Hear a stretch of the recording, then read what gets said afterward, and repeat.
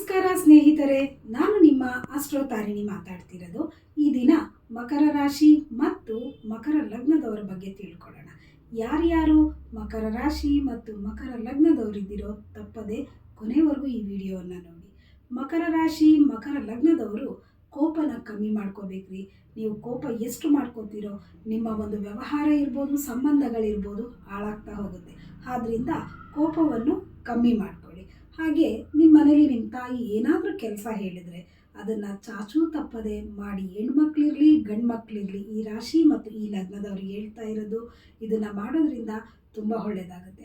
ಹಾಗೆ ನೀವೇನಾದರೂ ಪ್ರೀತಿಸಿ ಮದುವೆ ಆಗಿದ್ದರೆ ನಿಮ್ಮ ಹೆಂಡತಿ ಏನಾದರೂ ಕೇಳಿದರು ಅಂದ್ಕೊಳ್ಳಿ, ಪಟ್ಟಂತ ತಂದು ಕೊಡೋದಕ್ಕಿಂತ ಬದಲಾಗಿ ಒಂದು 2 ದಿನ ಬಿಟ್ಟು ಇದನ್ನು ತಂದು ಕೊಡಿ, ಖಂಡಿತವಾಗ್ಲೂ ನಿಮಗೆ ಲಾಭ ಆಗುತ್ತೆ.